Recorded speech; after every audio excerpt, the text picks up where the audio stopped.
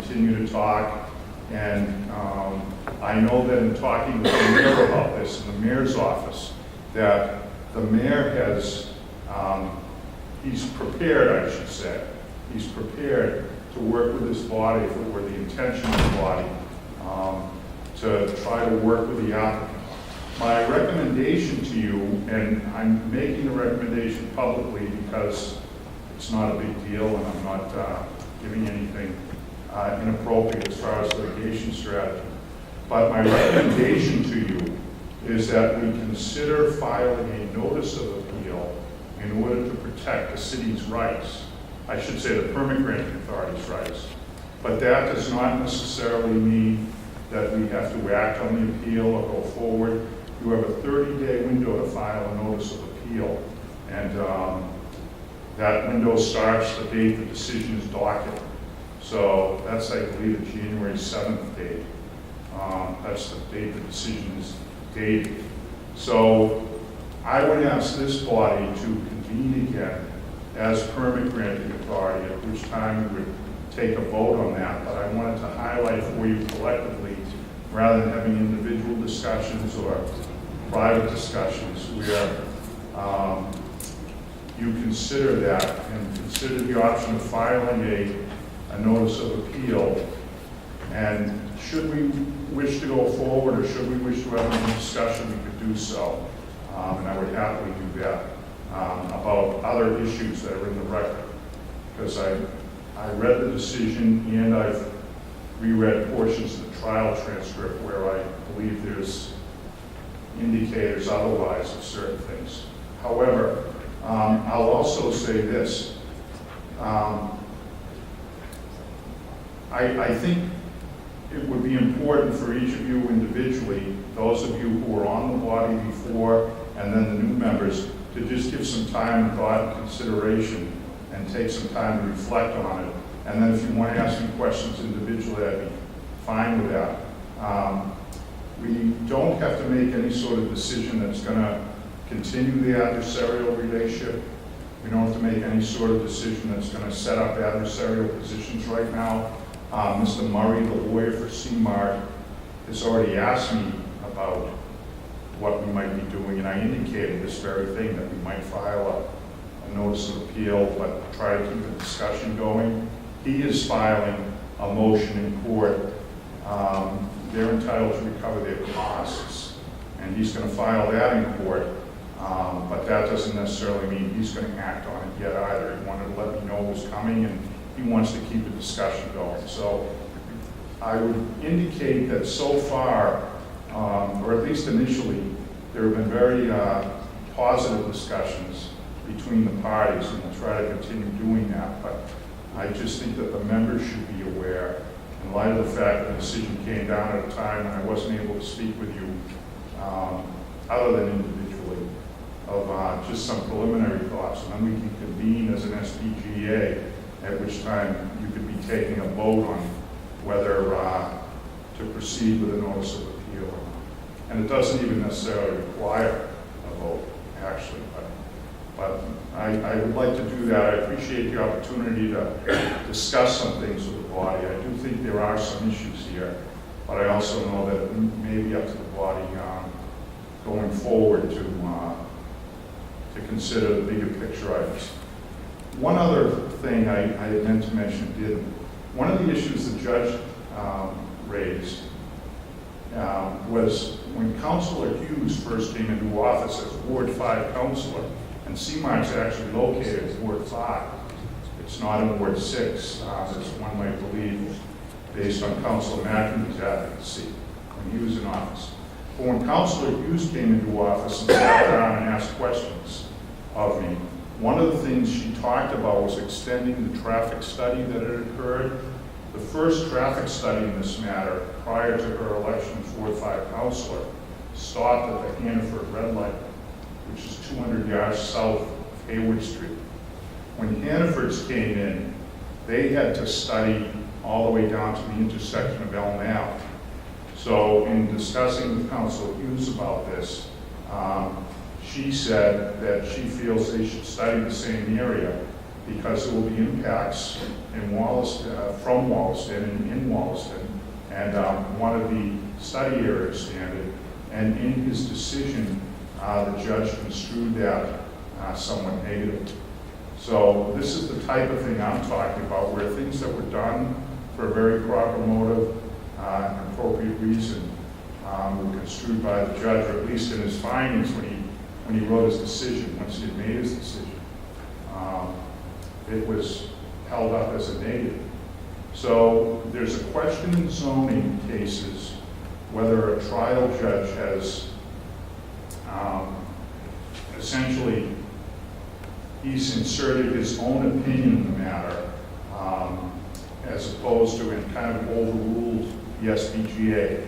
Trial judges are not allowed to second guess or overrule SPGA decisions locally. What they do is they determine whether they're proper or pretextual.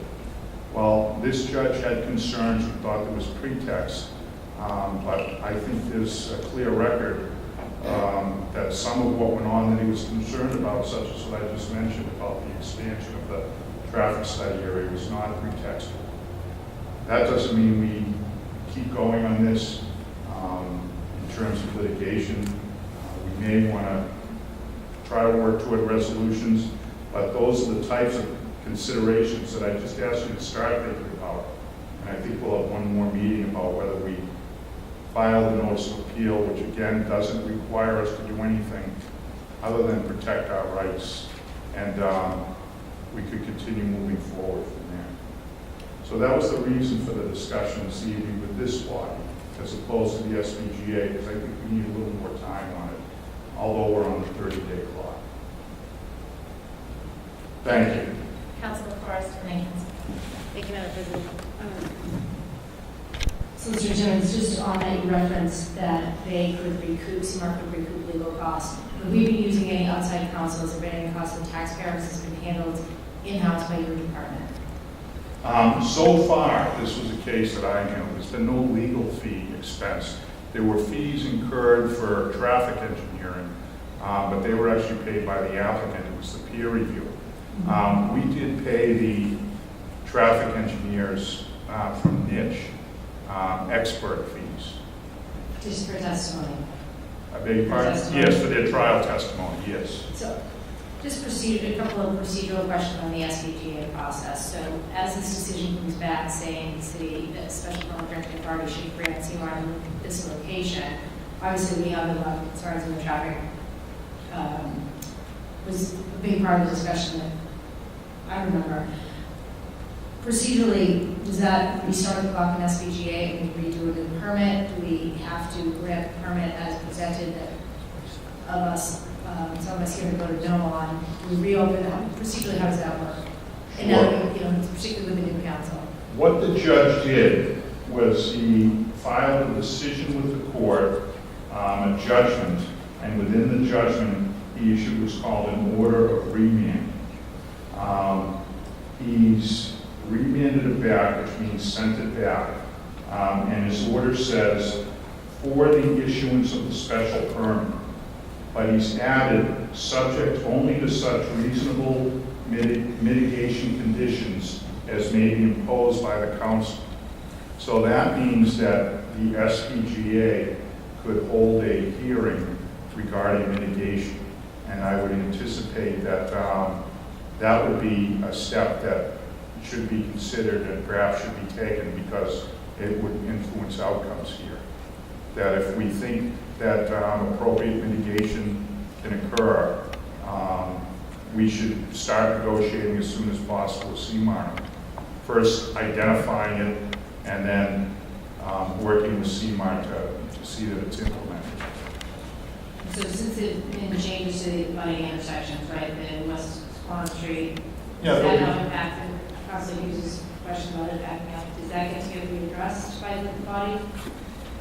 Yes, those are the types of things. It would be similar to what happened when we were doing the project in Council Calmucci's Ward 4, where Raschuti Drive and its intersection with Willard Street came into play, and there was some argument about how to deal with that. And we were looking at the picture how that intersection is developing and what might happen going forward. Well, back at the time when we were considering the CMART application, the North Quincy Hancock Swanham intersection was in design, I believe. It wasn't even underway.